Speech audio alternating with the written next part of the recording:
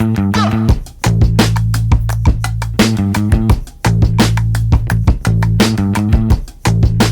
didn't know you did the artwork for that book. Such a, gosh, what a gift. Mm-hmm. She's so gracious about it, but I definitely feel like the winner in that scenario. Like, oh, yeah. Yeah. it was so much fun. And I wish all books and album art and stuff, like movies, whatever, I wish it was all done like this, where whoever the artist is actually reads the book. Yes. And then designs the cover. Yes. Or listens to all the music and then designs out. Like, well, I mean, Yeah. I don't know how all that works. Yeah. But Yeah. feels like everything kind of starts looking the same if you're not led by what the contents are, at least. Anyway, it was very inspiring. Oh, cool. Very visual. So you designed the book for who? Oh, yes. So my good friend, Mallory Rae, is the author of Duck Dive, among other many talents. She's so kind and generous. She's recently become the chaplain at St. Andrews. And Lucky kids. I don't doubt that she's already impacting everyone around her there. Yeah. Just, man, so proud of her. Proud to know her. Proud to be known by her. Not to make this about me, but I have the microphone. So. No, I genuinely think that she's one of those people that I am most consistently myself around. Yeah. And it's because she is just so welcoming, so warm and gracious and just encouraging and super creative. So she wrote the book Duck Dive, and she's wrote a lot of other things, and I can't wait for them to start surfacing and becoming more and more seen and cool. read. Yeah, like super talented. Books, actual books, or curriculum, or a little all over the place, really. okay. Poems. Yeah, exactly. Poems. She has, I don't want to spoiler alert, but she has some poems that she did that she wants to turn into children's books. Oh, cool. And I'm sorry, Mallory, when you hear this, I will admit that I am the one that has one that am holding up the process because I need to work on that. Yeah. But it's just all so good and so sweet, and she's so intentional and smart and alive. Yeah. Which you'll come to appreciate after this podcast. Cool.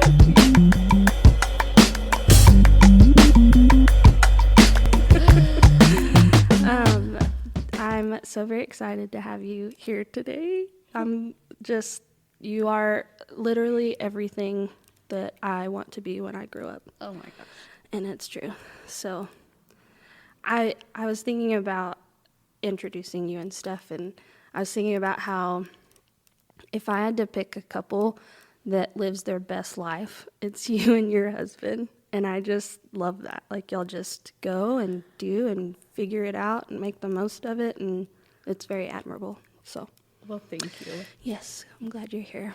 And since no one knows who I'm talking to, would you like to introduce yourself? Since the listeners don't know. Hi. I'm so glad to be here. I love podcasts so much. I think podcasts probably have taught me more than I feel like I've gotten multiple master's degrees in podcasts. Nice. And maybe that's not good, but anyways, it's fun to Gotta be on learn one. somehow. I'm Mallory Rae. We have family meetings in our families just one family in our That's family. good.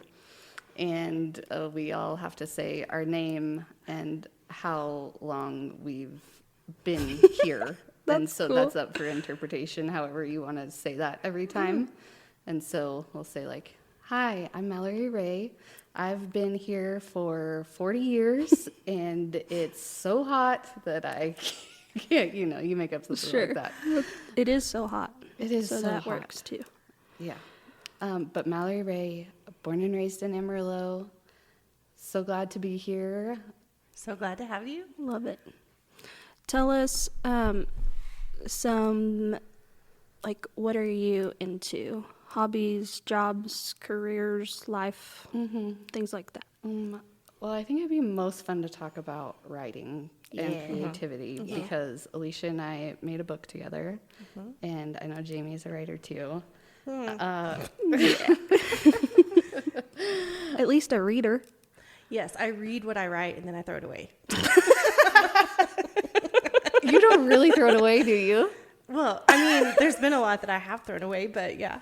Oh my gosh. That's very Emily Dickinson of you. Oh my god. Just little scraps of paper that you throw in the trash.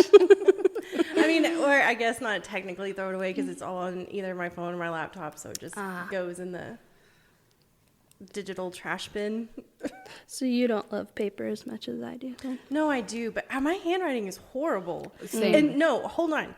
I used to have great handwriting, and I love the idea of handwriting and people's handwriting and seeing it and watching people write and all that kind of stuff.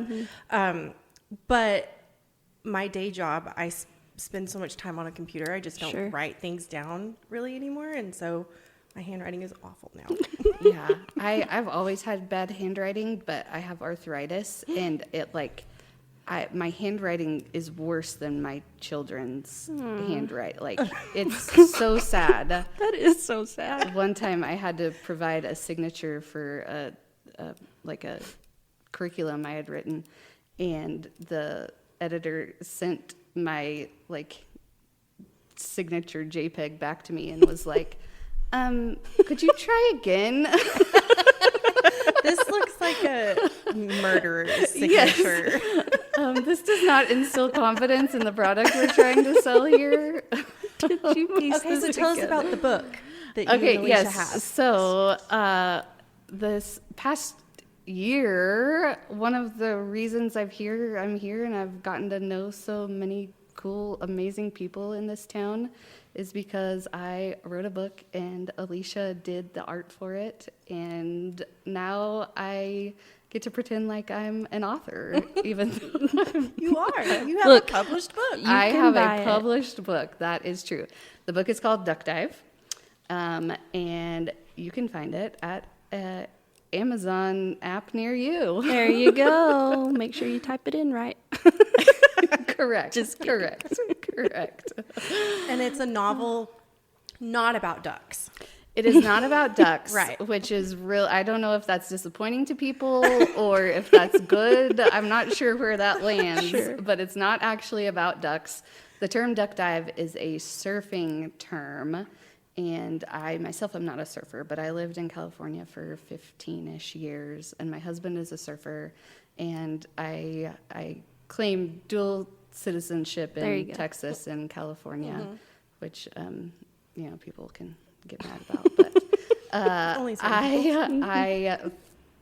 I just fell in love with LA, and so LA, specifically Malibu, is the backdrop for the story, and there's surfing involved, and so the term duck dive is a way that you maneuver waves in surfing, and but then it's countered by another method called turtle roll.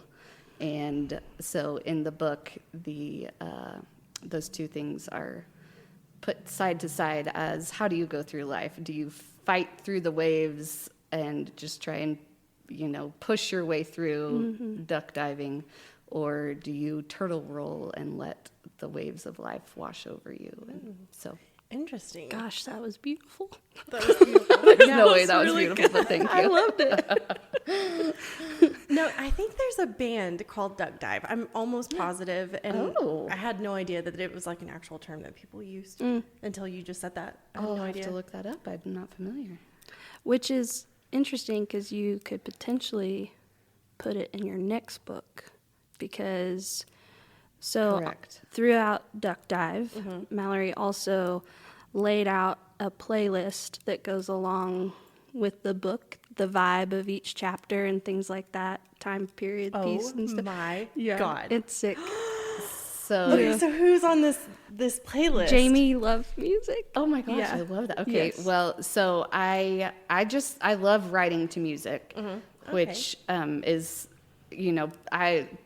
other writers I ask, like, it's not a given. Some people like Right. silent, or Sure. I got to meet George Saunders a few months ago.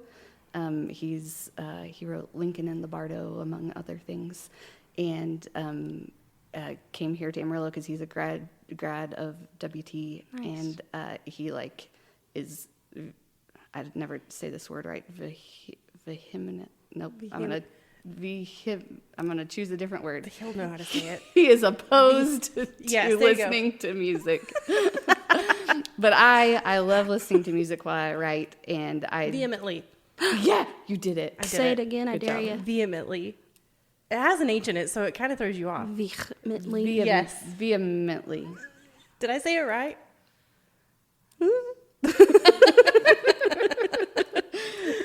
Vehemently. Anti-music man. Yep. So anyways, as I wrote, I was just listening to music, and I started to figure out that there were songs that it was like, oh, I'm listening to this song on repeat because it's helping me with this emotion or this part of the story, vibe, yeah. or like it's helping me. Wow. And so I just thought, oh, I need to pay attention to that, and I started making a Spotify playlist just for myself of these are the songs that are helping me write this book. And then I don't know, at some point I was like, oh, I think this is a thing. And so I was able to identify a particular song that felt right for each chapter. So I've actually had some people, I just met a girl yesterday who like listened to the playlist as she read, because some people can listen to music and read at the same time. Yeah, and then other people are like, no. But then I've Sure. met other people who they would, which is amazing that people would go to the effort to do any of these things, but they would listen to a song and then read the chapter, or Right. read the chapter and then listen to Okay. a song. Yeah. Nice. But there's a Spotify playlist called Duck Dive, and then also in the back of the book I have an appendix that has all the songs laid out. I mean, Okay, so at least just tell me one of the bands or one of the songs. Okay, My Morning Jacket. Okay. Love them. Um, This is a stupid question just because it's a surfing term and surfing is referenced in the book. Are the Beach Boys on there? Beach Boys sure are, Jamie. dang. I feel like you should try to guess more of them. I know, I kind of want to. Let me tell you here. I'm pulling it up. Jimi Hendrix, The Mamas and the Papas. Okay. The book is a time travel story. We go. Oh, playing a little shindig Uh-oh, now. I'm gonna have to pay the Lumineers for that. Okay. Hold on. The story is time travel. We start present day, 2020s, but then we go as far back as the 60s, and so there are vibes from have to read this all Like- decades of music. Here's use a my Amazon few. Here's a few artists: Tyler Childers, Shaky Graves, Raylan Baxter, Willie Nelson, Steven Sanchez, the Beatles, Noah Kahn. Loving all of it. Yep, good stuff. Okay. I think this is for you, Jamie. I think it is. I just sold the book. Yep, There you go. should- I know. I'm putting One it. down. I'm putting it in my Amazon cart right now. I'm not even joking. Book in cart. And so, are you still writing? What are you doing now?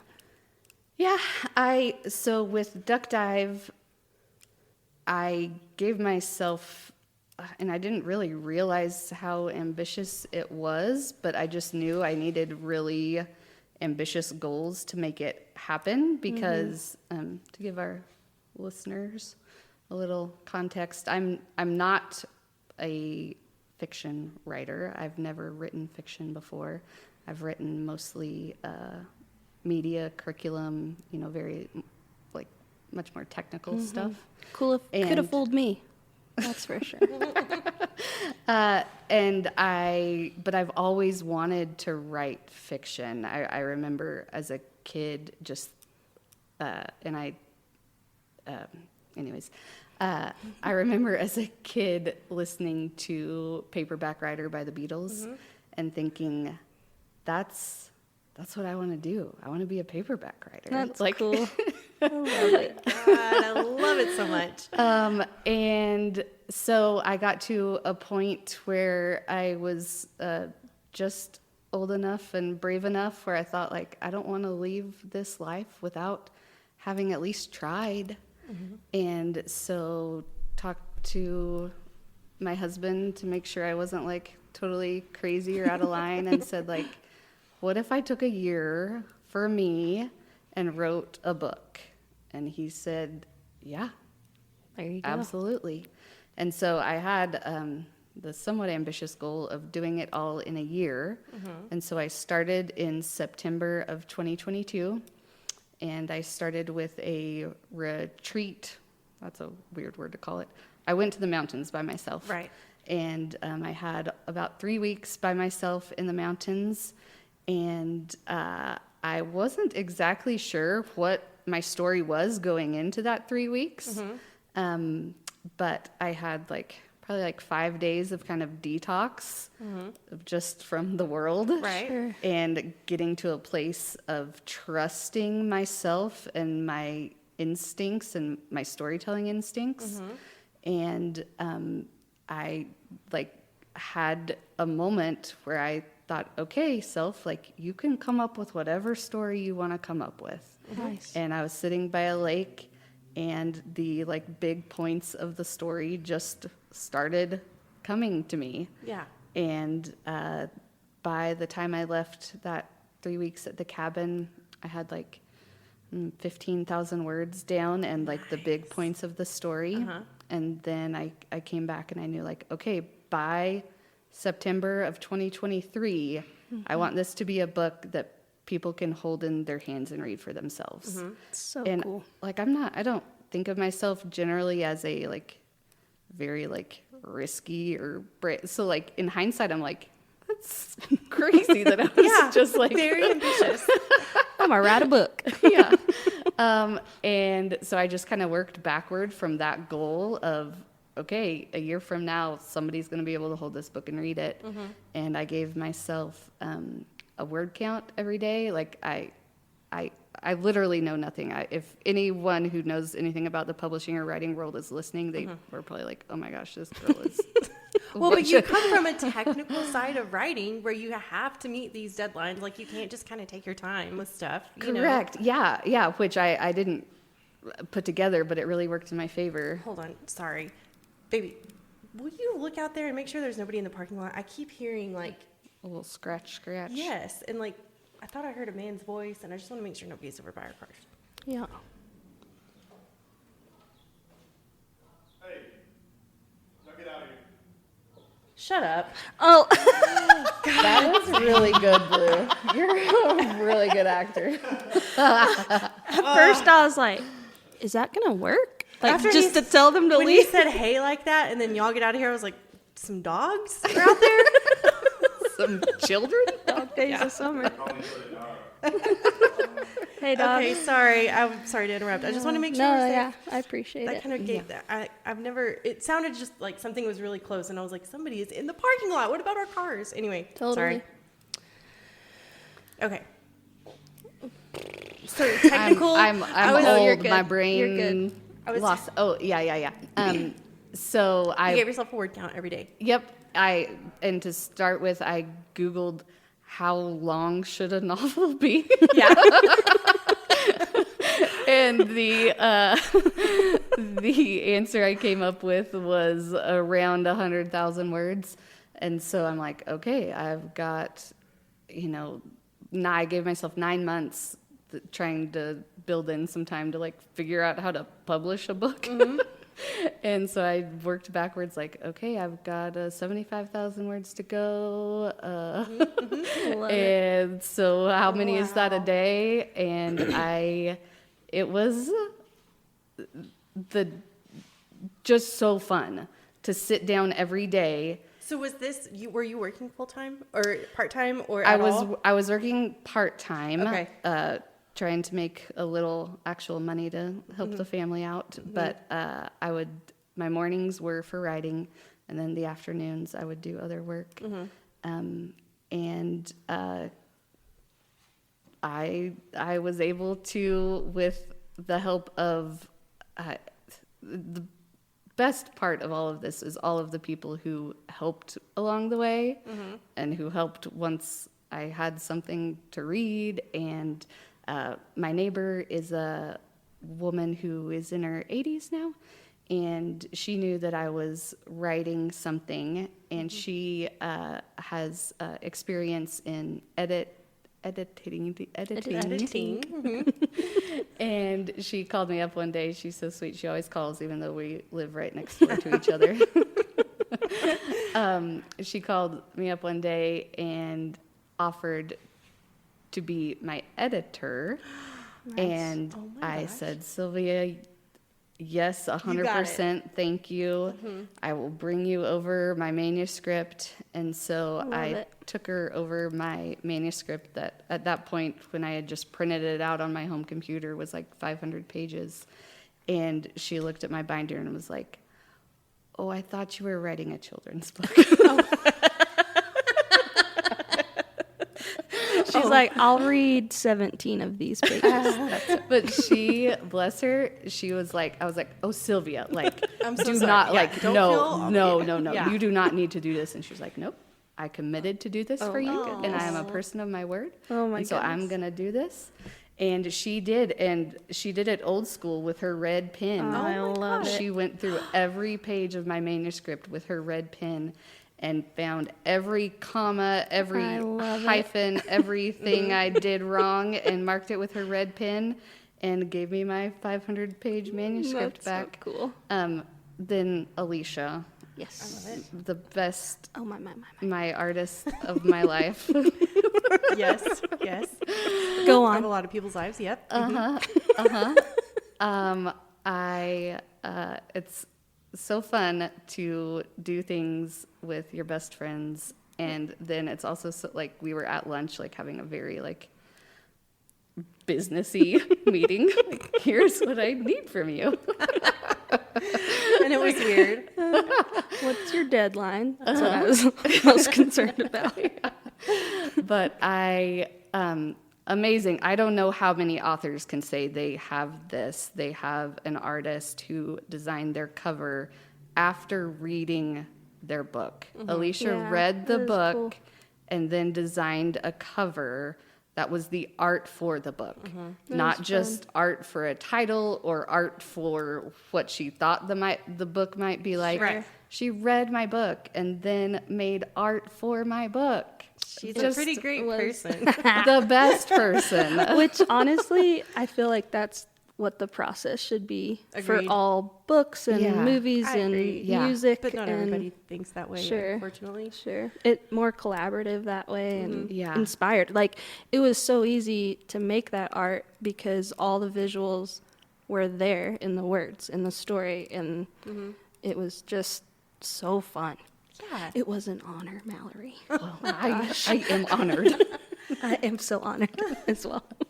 But that makes total sense. Yeah. While Yeah. you're reading the book, when you read any book, you get an idea. You have this image formed in your Yeah. head of what you're seeing, in your brain. And so, yeah, anybody who does artwork for a book should read it first. Agreed. Yeah, and to go to Barnes and Noble and look at the new releases. I mean, to have a book cover that stands out is rare. Most of them, like right now, the look is dark with like Bright letters. bright letters. Big old Big letters. letters. And so, like, I have art that goes with this story I made up. I can't get over it. Yeah. That's very cool. And so, of And course, it was music. easy to make stickers, too. It was wonderful. It yeah. really worked out. Everyone get your And- sticker. So when you purchase a book, it comes with stickers? Or no? Well, if you purchase a book, if you call me up and say, "Hey, Mallory, I want a book," I'll give you a sticker too. There you go. But if you get it from Amazon, no stickers included. Okay. Local delivery only. Okay. Well, Well, then that changes everything. I'll take this out of my cart. There you go. Just give you your address. But to go back to something real fast. Yes, please. What are you working on now? So I, finishing the duck dive process, I thought like, all right, I'll just do it again.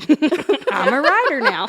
And then my brain and my family, my family didn't actually say anything, but just the like life goes on, and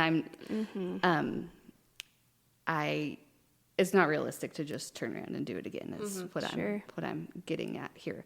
But I certainly have hopes and dreams and things that I am working on more slowly.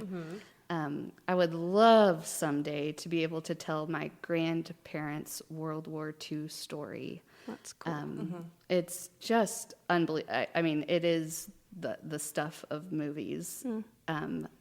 I started working on that, but I found that I wasn't quite ready for it. And I don't know if emotional or I don't quite trust myself to tell it correctly to do them justice. Right. So that's in the old brain Sure. hopper. I don't know whatever hopper means. Yep. You're the writer. But I have another story cooking up there about a young girl who comes to live in this kind of Gothic storybook Victorian house with her grandmother and her grandmother's best friend, who are now both in their 80s. And Gray is gray vibes. say that Gray- again. Grey Gardens. Gray Gardens. Yeah. Yes, but not that crazy. Okay. Not that crazy. More like really endearing crazy. Oh, good. Like the grandma is named Cricket in my mind. Cute. And yeah, Love it. I love her already. yeah. So I have things up there. I'm just trying to be more graceful with myself. Patient and kind. Like I can still say that I'm a writer and I love writing and It's true. take it slowly. Love it. Yeah. I now have a visual to start the cover. Perfect. Okay, wait. Victorian so you crickets. have a couple of ideas going on, is what Yeah. you're saying. Okay. Question. Yeah. How do you know which one you want to work on? Like if you have the free time, or does it just like pop into your head, like you're working on something else and then it pops into your head and you're like, oh, I should add this, or put this on my outline for that particular project or whatever. Yeah.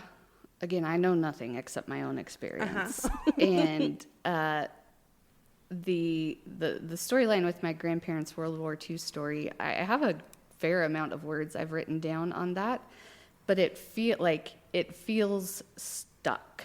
Okay. Like there's something in my spirit or my brain that having written Duck Dive, and I don't know if it's just lightning, and maybe I'll never experience what I felt with Duck Dive again. I don't know. But it was to wake up every morning with such joy and clarity for what portion of the story I was going to write that day. Now to have tried to get into this story about my grandparents and feel like I keep hitting my head against a wall, I'm like, okay, well, I should pay attention to that. Right. I don't know why that is, but there's something there that's not clicking. Right. Well, and And- it's weird because you know your grandparents. Yeah. So that would be hard to like either completely dig into or like push to the side. Yes. Yeah. But Yeah. And so I don't know if this sounds Luckily- cheesy or what, but like I follow the joy of like, does this feel fun to write about? Right. Totally. Because if it's not fun for you to write about, it's not going to be fun for anyone to read. ooh, yeah, that's good stuff. That's a good quote. And like Let's- yeah. that could That's be the that's a beginning. cool quote. and there are people who I honestly believe have fun writing math textbooks. Yeah. And great. Yeah. They are producing a great Sure. it's not like whatever fun is to you. But luckily, you recognize that, and you're not forcing yourself. Sure. yeah. Because, like you said, it could end up being a disaster, and then people read it and they're like, "What?"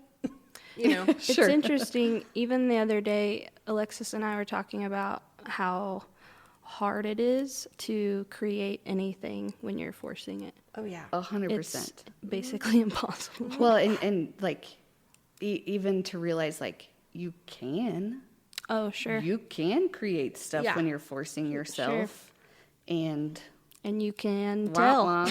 Yeah. Yeah. It's there. The authenticity's not there. Yeah, for Yeah. sure. Yeah. I mean, if you think about like any musician or author or artist, painter, whatever, the good ones continue to have that joy and creativity, I believe. And it just lasts, Feels and then authentic. there are some, I would consider myself one of these people that have like their moment where they really get into something and they have all these ideas and they do it and it's great and it's wonderful and they produce all this great stuff. And then it's like, okay, well, that was that part of my life, So, but again, it's all subjective. It's all how committed you are to being that type of artist or, Yeah, and you don't make money. Right. Can I say that Yeah, to the people in the back if you didn't hear? Yeah. You're not don't make making money.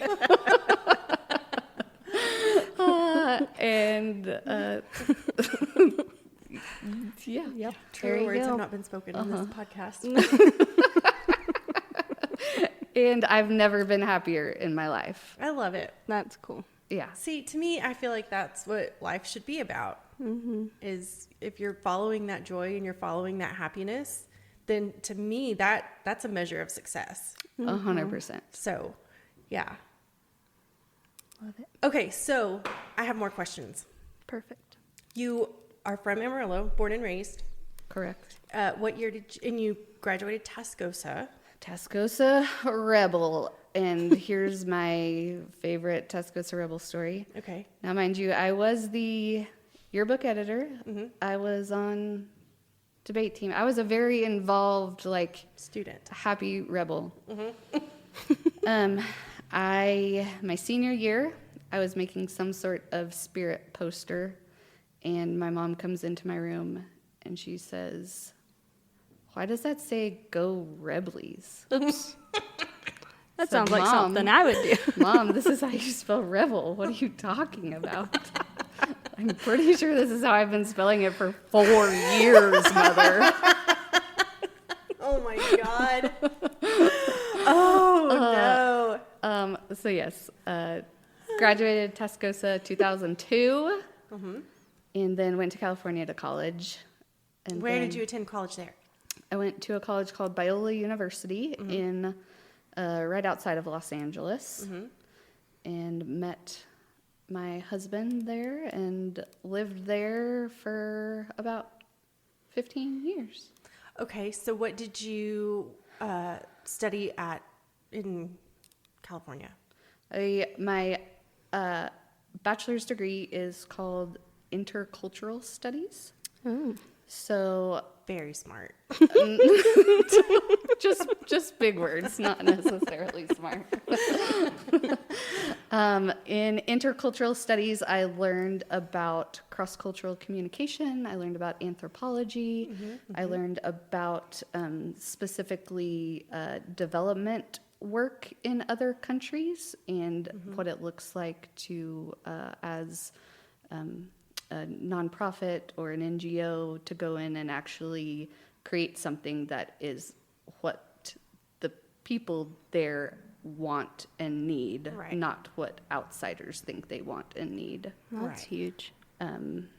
Very interesting. Very specific. Very specific. Yeah.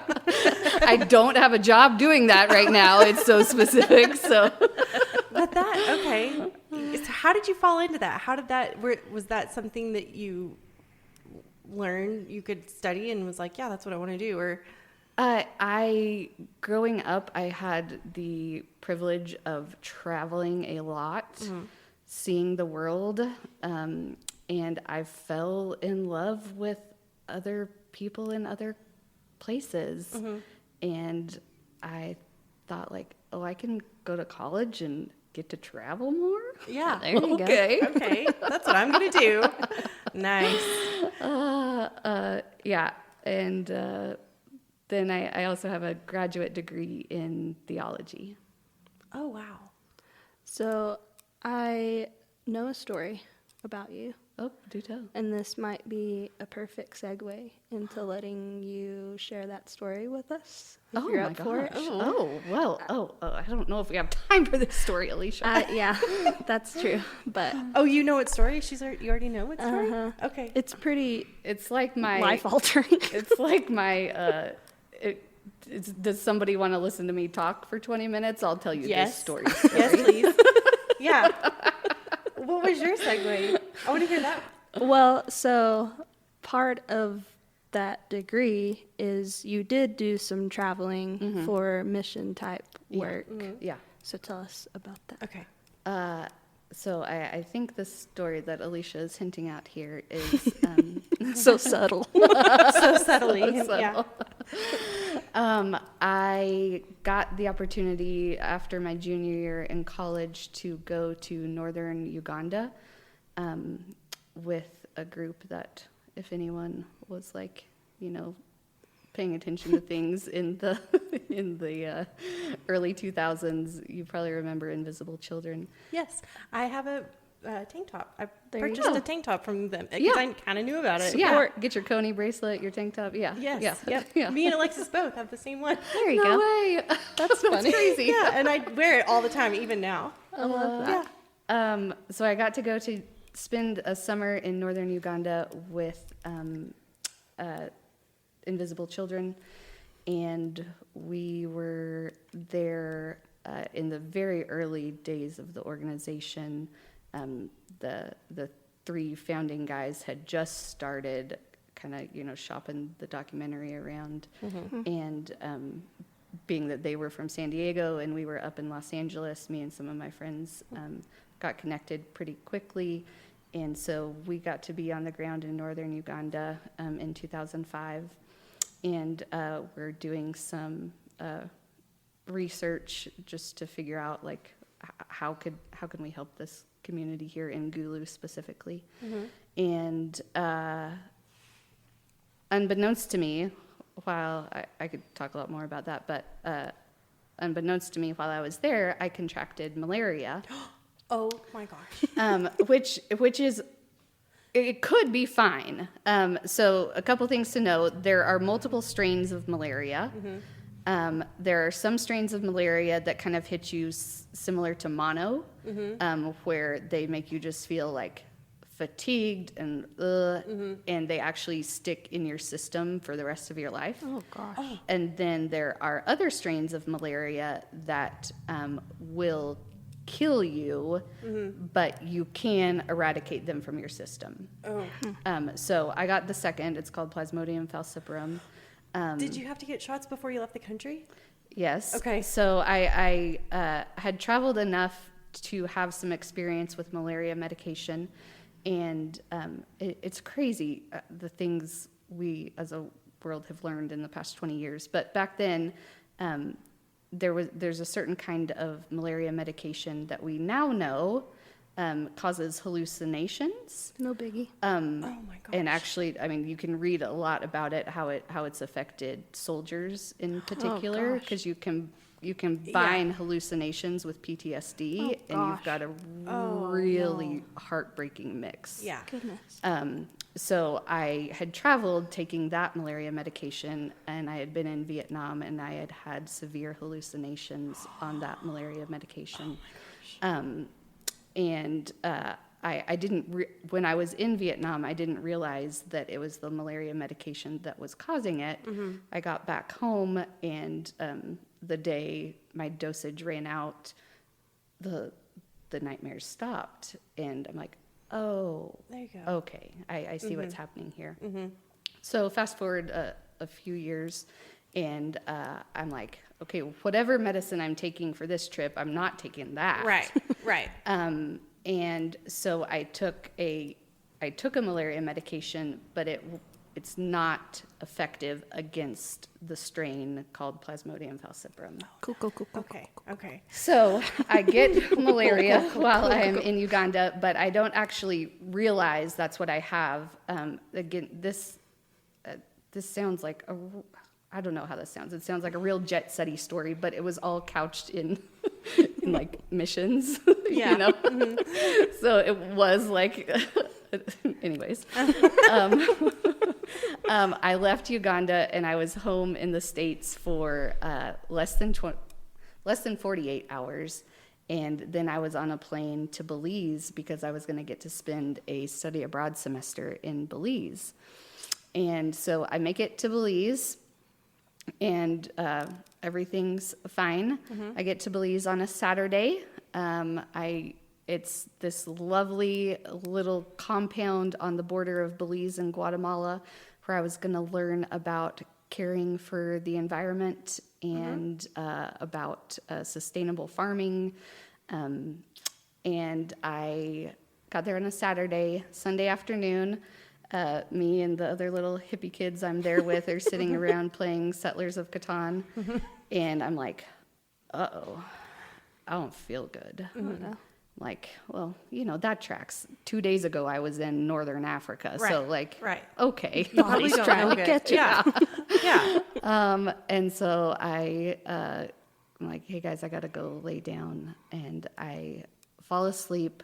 I wake up that night just drenched with a fever. Again, just thinking, like, yeah, I've been literally on another continent 2 days ago. Like, yeah, you get sick when you travel. Like, it's fine.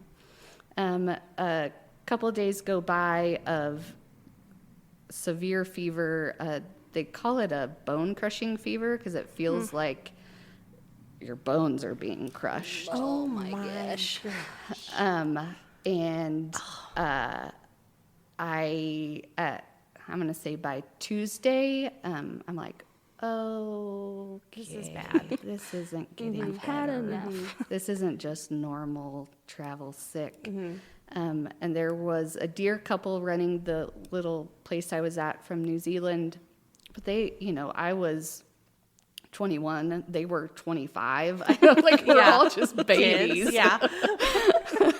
And so they don't know, and we're literally in the jungle.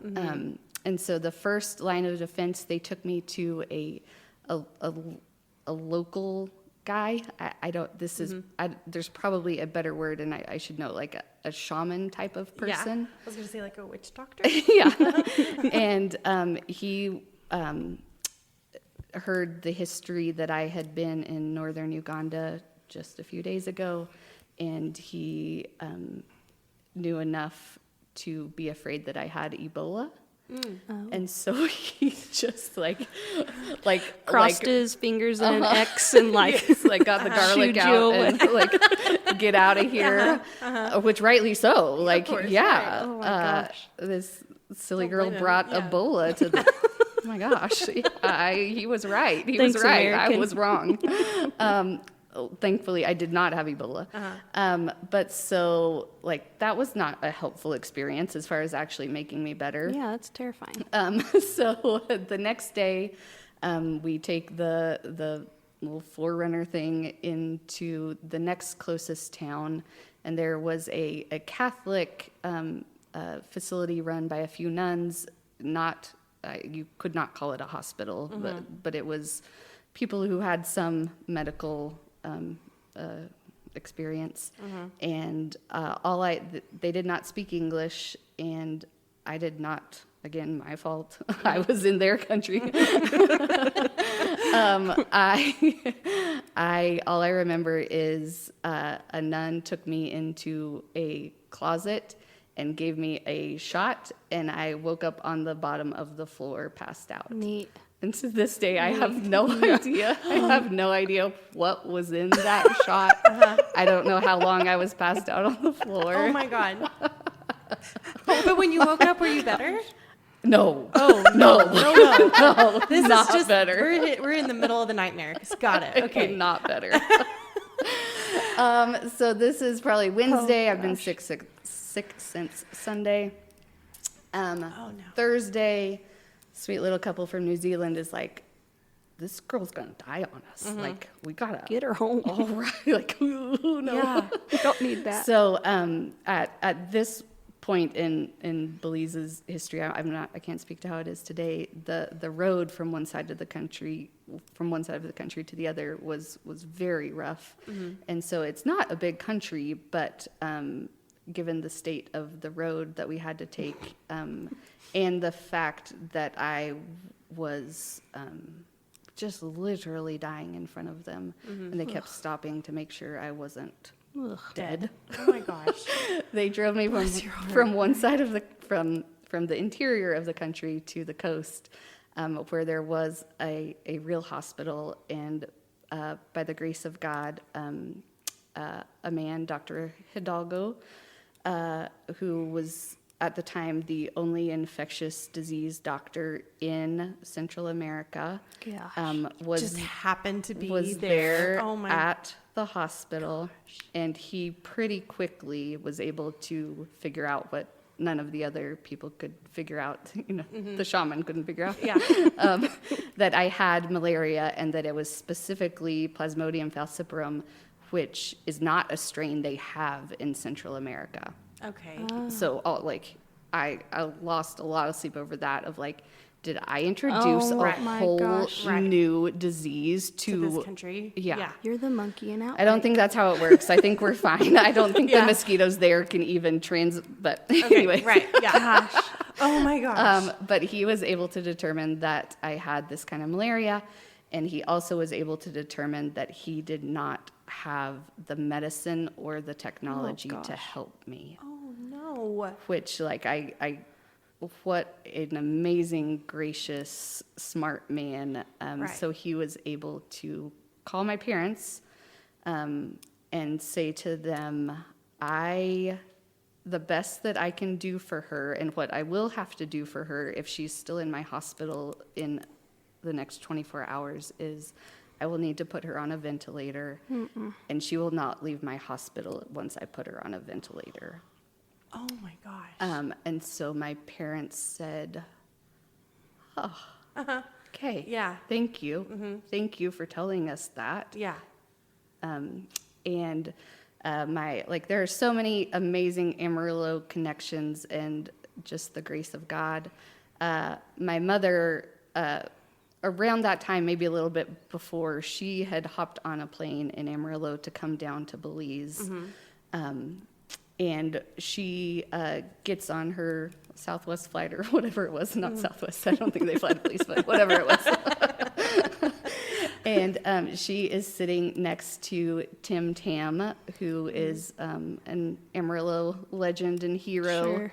And they casually knew each other, but had no idea they were both going to be going to Belize that day. Tim was running an organization called The Word at Work that did work in Belize.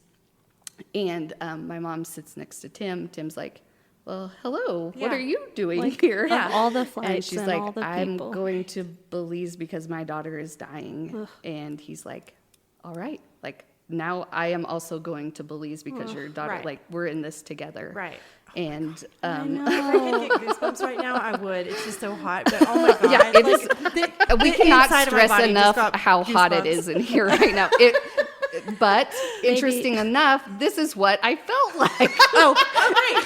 So this is an interactive experience that we're getting right now. Okay, got it. Maybe not Just bone really, this is crushing, part of but- the therapy of like, just remember what you felt like when you were dying. Oh my god. So my mom and Tim make their way to Belize. They get off the plane, and Tim is like, hey, I got a car. He gave her a cell phone. He brought her to the hospital. And while that's all happening with my mom and Tim, my dad is on the phone figuring out how they can. Now we know how to do this stuff. But in 2005, he was having to do the legwork of figuring out how to get an air ambulance How to to get you Belize home. to come get me. Right. Just calling people, Right. you know. Yeah. Like how, yeah. So he found a air ambulance service out of Mexico City Wow. that could come get me. This is Thursday at this point, but Belize has strict flight rules. Somebody at once said it's something to do with like the cartels and drugs. I don't know if that's Wow. true. But Maybe. planes can't come into the country after dark, let's say. And so by the time he was able to find this company that could come get me, it's Thursday night and they couldn't come in. So basically my mom gets there, my dad has found this service that can come get me. It's Thursday evening and everyone's just like, Now, okay, now don't die before tomorrow morning. Like we just got to keep her alive like 12 more hours. Oh my gosh. At this point, I physically, what's happening in my body, I have gained in 5 days, I've gained 30 pounds in water weight because my kidneys, like none of my systems are working. oh my I'm not gosh. able to process any waste, blood, urine, anything. My organs are literally shutting down. Oh my gosh. I'm completely jaundiced. My lungs are filling up with fluid. Gosh, Mel. And I'm going in and out of consciousness. Oh my imagine? gosh. Okay. So my mom is there at this point, and I've just got to make it till the morning. And so Friday morning comes around, and my memory is so spotty, but I have a very specific memory of being wheeled out on a gurney to this small little air ambulance, and the sun hitting my face, and having this sense of like, okay, like I can tell what's happening, but I don't think I can do that. Like Wow. I know help is so close, but I don't think I'm gonna make it. Like I Yeah. remember vividly having the thought of like, Wow. I want to die, Right. which is something I've had to dissect in therapy since then, because for years after I carried a lot of shame of like, did I give up on myself? Did I Right. Right. like how weak am Wow. I that I was just like, yeah, I'm done here. Shoot. But thankfully I was not done. You persevered. Yes, and I got on that air ambulance. They say that the air ambulance, my mom got to ride with me, had to touch down in Houston, and the flight medics told my mom, like, we're going to have to touch down in Houston. The customs agent is going to come. We just hand them our passports, and you don't say a thing to them. Like, they do not, like, if they do not need to know what That's going on. is Why going you're on. here. Yeah. Yeah. And so my mom said she was carrying a certain amount of tension of like, or are they going to be like, no, like she can't Wow. come in? Right. Like, Right. but she says that the door to the plane opened, the custom agent looked in, he saw me, and he like didn't even look at our passports. He was like, Go. Godspeed. Yeah. Yeah. Yeah. Wow. No touchy. So I made it back here to Amarillo, and again, you know, Amarillo, like as hot as it is today, and it makes me think like, why do we live here? Oh my gosh. Yeah. But we live here because of stories like this and people like in my story who literally saved my life. The doctors at the hospital that received me, the most qualified, the most able, they knew exactly what to do for me, and they saved my life. And my mom likes to tell the kind of movie version that when she was getting on the air ambulance in Belize with me, Dr. Hidalgo like ran out onto the like the helipad tarmac thing and was like, you need these, and put a stack of, I don't know what the word is, like what you put blood samples in, vials? like the little like plates, the glass plates that you put a little drop of blood Yeah. in that you can look in a microscope. He's like, the doctors are gonna want to see these.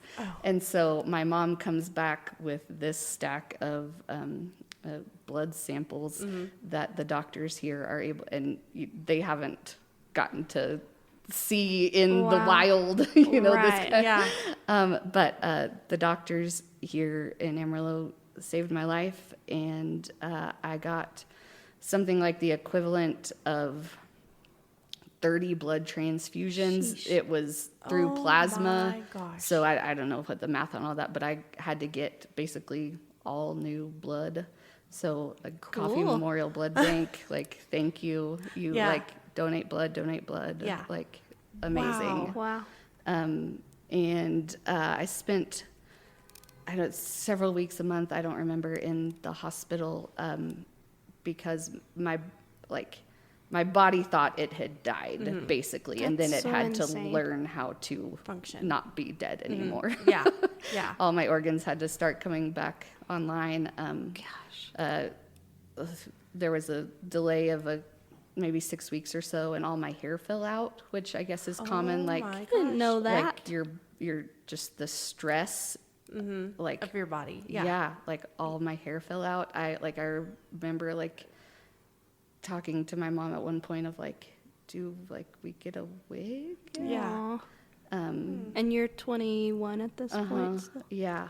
And ultimately it was like, well, it'll grow, like my hair will Yeah. grow back. It just, Yeah. you know, looked a Your little body's like, crazy nah, we for a got while. other things to do. We Yeah. don't need to keep your hair. But the amazing wrap up to this story is because Tim Tam became so involved in the story and the word at work, and he was able to meet the Dr. Hidalgo at the hospital in Belize. Fast forward to, I'm going to say it was 2010, maybe 5 years later. BSA here had a machine that is involved in the, it helps make plasma. I don't know the, Sure. but it's a machine that's able to take blood donations and make plasma out of the blood donations. And BSA was, it was too old for them to keep using, but it was still a good machine. And so Tim Tam and the Word at Work was able to coordinate an exchange where BSA was able to donate that machine to Oh the my hospital gosh. in Belize. Look at And that. my parents and I and some of our dear family friends got to go down to the hospital and meet with Dr. That's Hidalgo and kind of like deliver the machine. And we got to take him to dinner, and my dad got to sit across from him and like Wow. tell him thank you for Yeah. like saving his daughter's life. Come and on. How surreal. The fact that he even got to see you again is yeah. Yeah. Oh, yeah. incredible. yeah, Absolutely. and it, like at that That's dinner a full 5 circle years if I've ever heard of later, Yeah. he was able to tell us that like his own story of how he's Guatemalan, but he married a Belizean woman, and don't quote me on this, Dr. Hidalgo, sorry if I'm telling your story wrong, but this is something to the effect of like, Belize is not where he would have chosen to live. Okay. Gotcha. But like he lived there because his wife and his family, and like just the fact that he was at that hospital Yeah. Right. was not probable or where he wanted to be in his Right, life. right. But I have no doubt if he's the only person in Yeah. Central America who at that point knew what was wrong with me and Yeah. what needed to happen to save my life.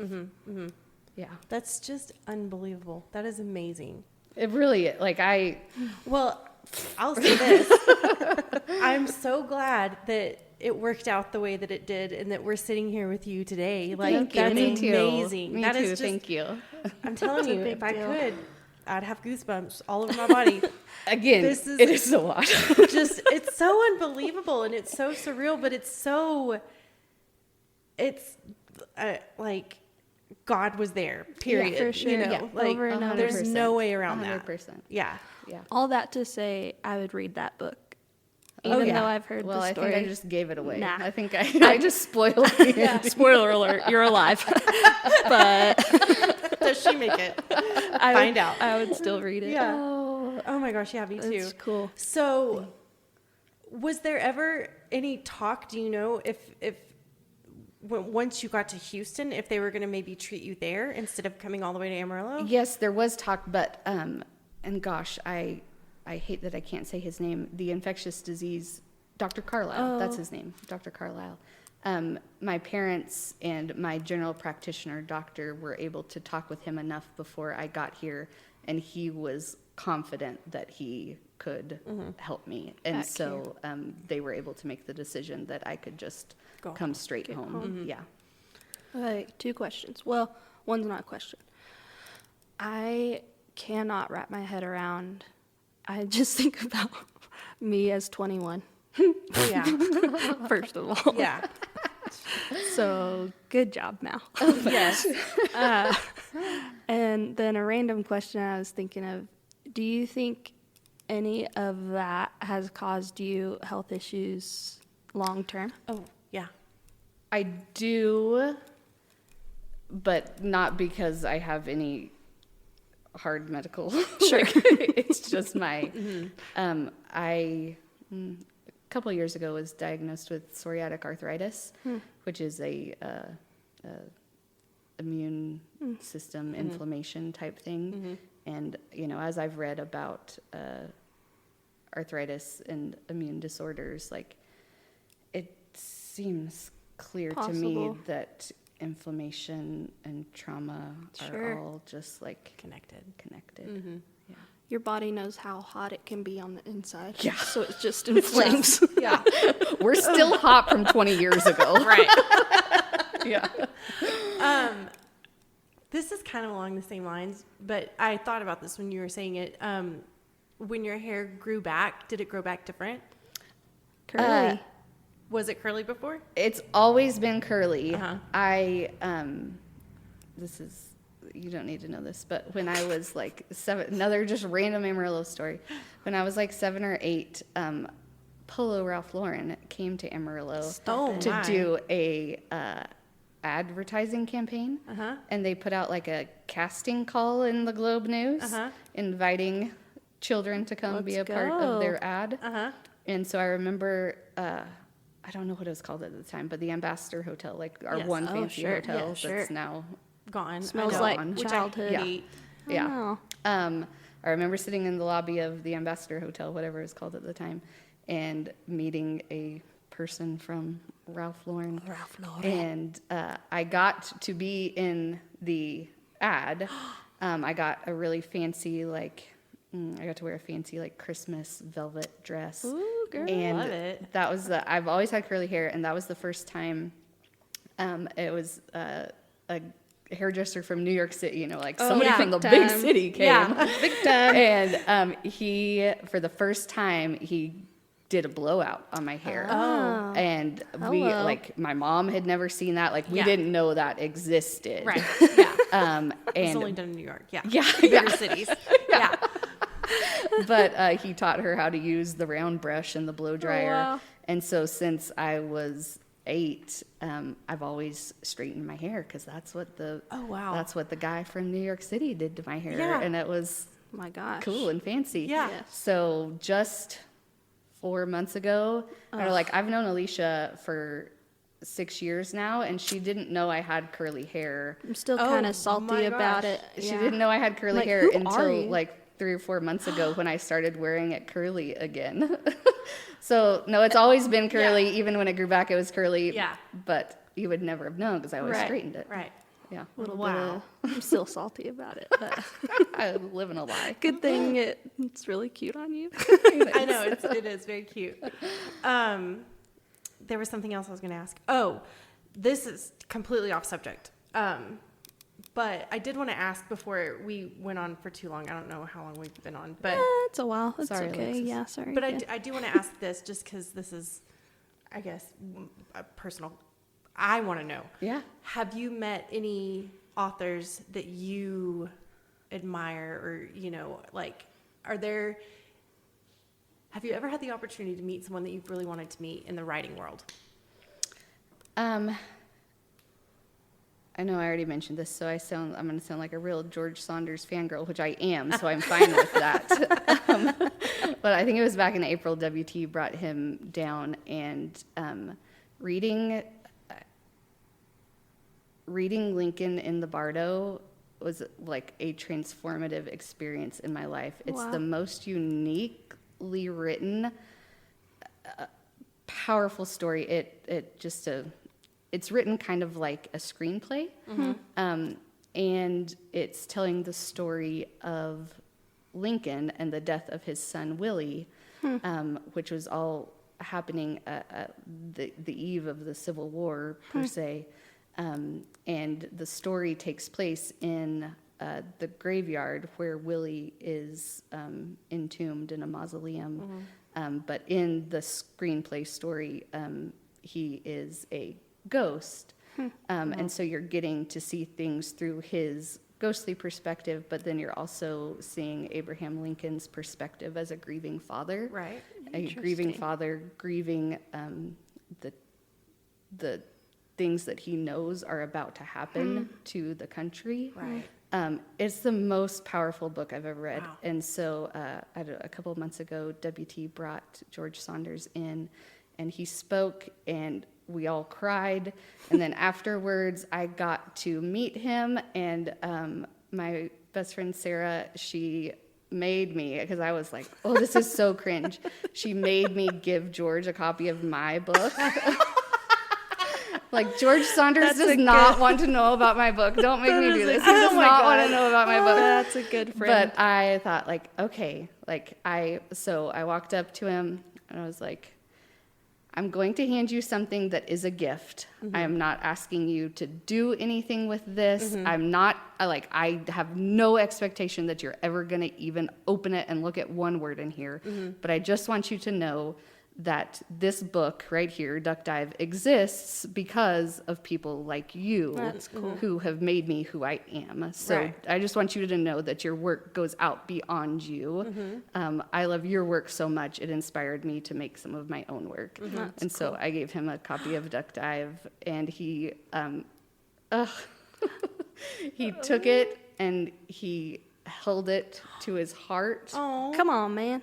And he said, I wholeheartedly accept this gift. Isn't that the loveliest thing you could say said the to loveliest someone? thing to him. So of course, I mean, my God, that was all I'm beautiful. so glad he wasn't a butt about it. He was as lovely as you Yeah, could that's imagine. incredible. I wholheartedly accept this gift. Yeah. Okay, now I'm a fangirl, and I don't even know who he is. Yeah, I guess. Yeah, that's beautiful. Good. So that's who I've met. Okay. That's a good one. So in the 2011 or 12, I can't remember. You should remember. You're good at dates. Remember? No, I'm not good at dates. I'm good at other things. I'm good at guessing dates. Oh, well, years for Yeah. like movies and music. I'm good at Gotcha. guessing years. Gotcha. But anyway, that's the kind of stuff I'm good at. When it comes to my own life, I have no idea when Sure. things happen. But Sure. I think it was like 2011. I was at Amarillo College. I was the one of the editors for the Badger, the AC newspaper, and we in my mass communications class someone from the class had to pick a book to read for that semester, and then we had to write a report on it at the end of the semester. And I chose Extremely Loud and Incredibly Close by Jonathan Safran Foer. And that was the book that was chosen. Like, everybody kind of got to put in their vote, and then a decision was made, and that was the book that was chosen. So that was the book we read. And he came to Amarillo and was at the Nice. Globe News Center, and I interviewed him for an article for the newspaper. And so I That's wasn't sure if cool. you ever got to go to that or if you knew or anything. No, That's I cool. wasn't here then. Oh, She was busy having malaria. yeah. Oh, gosh. Yeah, That's so lovely. yeah, that's cool. the one author that I got to Oh, meet that I that's was cool. like blown away by. Yeah, it was pretty cool. Did in person? Did he deliver what you hoped he? He was he gave like a lecture to the auditorium. It was a lot of kids, but anybody could come. Sure. And that was it wasn't just a lecture, it was like almost a motivational speech. Nice. And that was very unexpected. I Yeah. just wasn't expecting him to go down that route. So that was pretty cool to see that and kind of inspire these kids. Yeah.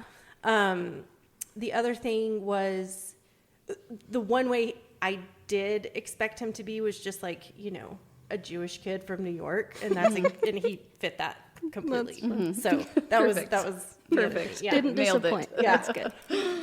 So anyway, I wasn't sure if you. Yeah, I just wanted No, to I ask missed about that if you were there, but okay. I got to meet my favorite writer, Who? Mallory. Stop it. Stop it. As soon as I said who, I was like, oh, I know where this is going. On that note, I do want to thank you so much. Yes, You guys, thank we you. love This Thank has you, been thank one of the you, best thank you, thank interviews. you. It's so good. Okay, bye. Okay, bye. Pretty good too. Maybe I could build my glass wall in here. No, that'd be stupid, right? I really want to do a glass wall. I really want to build a glass wall. I don't know why. God. Stupid Instagram. Do you have... okay. I have a personal account and then I have Stoex, right? So my personal account, I only try to follow like interior designers and people Things who you're I really really... Inspire you and stuff. I want to look at their stuff. I don't even follow my family much or Sure. friends because I feel like if we are truly Close. if we're truly close, then I don't want to be like, oh, I saw you did this. Like, I want you to tell me about it. Sure. I don't want to see the picture and know that your story that already happened Sure. that one day you took your kid to the park. Right. Anyway, so I don't even really follow a whole lot of family, but I do follow people that I want to steal from their crafts and stuff. Yes. And I cannot get this damn glass wall out of my head. You're gonna have to make it. I know. And I found some wood that like that is cohesive with it, and I'm like, huh. Anyway, I don't know what this place is going to be or whatever. It's all the things. Yeah. I think that's what's so cool about it. I think I touched on this one time, but the randomness of the moment I quit my job was because I was so stressed about like, well, I can't just quit. Like, what will I do? I need a niche, whatever that word is. Yeah. I need my own thing so that I can market it and sell it and make money and blah, blah, blah. And God was like, why? Yeah. Just do it. Yeah. I'm like, well, what do I do? He's like, whatever you want. Like, oh, Yeah. somehow that's more pressure. And y'all were talking about that. Yeah. You and Mal, and how, you know, she's never been happier. Totally. And because she got to write her book and it is successful, and how she's never been happier. But there is like the necessity to make art for art's sake. I was thinking a lot about that this last time we got to go to the mountains, and this idea of like all these flowers, just beautiful mountainside of wild daisies growing to their Yeah. heart's content, and nobody could ever see them, but Yeah. they're still going to just be flowers out in the world, I like that. whether I see them or not. And I was like, what am I doing whether anyone sees it or not? Right. Just because I have to do it, because I was made to, do it. Be that flower on the mountain. I mean, I wish that's what I could do, actually. That'd be pretty Be a great. flower on the mountain. See, I would be the flower on the mountain being like, fuck, how do I get a hammer? Like, give me a hammer. Anyway, I was going to ask you about, like, because you did start it off. You said that they are a couple. Mallory and her husband are a couple that are just very free-spirited, and It's incredible to watch them be in the community that they've put around them, and they are just literally, if I had to sum it down to one word, it's intentional. They are intentional with their time, they're intentional with their friends and their kiddos, and they're just, it's like they are so much themselves that their kids get to be themselves too. Like, I constantly think, what would Mallory and Andrew do? What would she say to this situation? Yes. Because it's like, you get in your head about like, well, I'm a mom, so what does that mean? Like, I need to be a mom that does mom things for their kids because she's a mom. And that's just awful. And suddenly I feel like a failure without even getting started. Yeah. And so to watch her, this is very random, but it still makes sense to me. It's like every day she would come into work with like a different type of drink or snack. And I was like, what is, she's like, I don't know. I just wanted to try it. And I know that sounds so simple and silly, but it's like treating yourself and staying inspired and staying, like, she's just happy. Yeah. Do you think that her experience with almost dying had something to do with that? Maybe, yeah. But then how do you explain Andrew? Because He's just a freak. He's so good at all the he's things. and he's a dude. Sure. So women are in their heads Sure. so much, Sure. and guys just kind of are. They just be. Yeah, and it's like there's really no. I will tell you, Jordan is a firefighter. He comes home with some drama sometimes because it's all guys and they live together. Sure. Basically, I call them his work wives. Sure. And he comes home and he tells me all about the drama going on. And there are a lot of times where I'm like, y'all are mean girls. And Andrew is not. No. And so he's a firefighter, and I have not met one firefighter that has, so if you are a firefighter for 28 years, you get to retire with 100% of your paycheck for the rest of your life. That's incredible. Yeah. And this is not like that anymore, but it was when Jordan got hired on, so he's grandfathered in. Nice. The same with Andrew. If you stay for 20 years, you get 80% of your retirement for the rest of your life. So I have not met one firefighter who has said, I am going to do the 80%. They all love their job so much. Yeah, they just want to stay for the 100. And so that's been very disappointing for me because Jordan, You're ready to go. I want to go like yesterday. And so we were talking with Andrew one time, and I asked him, I was like, so you staying for the full 28? And he's like, no. And I'm like, what? There's hope, and he's like, why would I spend spend my best time, years yeah. when I could be with my family doing what we really want to do or whatever. Beautiful. And I'm thinking, Jordan, did you hear that? You're like, hey, could you go talk to this guy? Yeah. And he did. And I'm That's pretty cool. sure Jordan is like gung-ho about it. I am a freaking nut job for sure. Like, I cannot get Italy out of my head. And it might even be because I have announced it to the world that I will be in Italy. So now I gotta feel happen more now. pressure. Sure. Like, I'm going to make this happen. But anyway, so Yeah. I'm like, I gotta get there. I gotta get there quick. And, Mallory and Andrew would go with you. they are the ones who send me stuff, or Andrew sends me That's funny. listings in Italy. See, that's what I mean. I love it. They hear one thing and now they're intentional. Good. Like, hey, I thought of you. Yeah. Here's this thing. Yeah. Like the number of times that I'll think to do something for somebody and have all the best intentions. They actually do those things. Yes.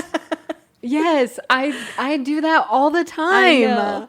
I Yeah. always think about what's something sweet I could do for Sure. somebody. Like, oh my God, before you even came in here, I have like this Pinterest board that is just for your event that's coming up. And what Cool. did I start with? I started with me.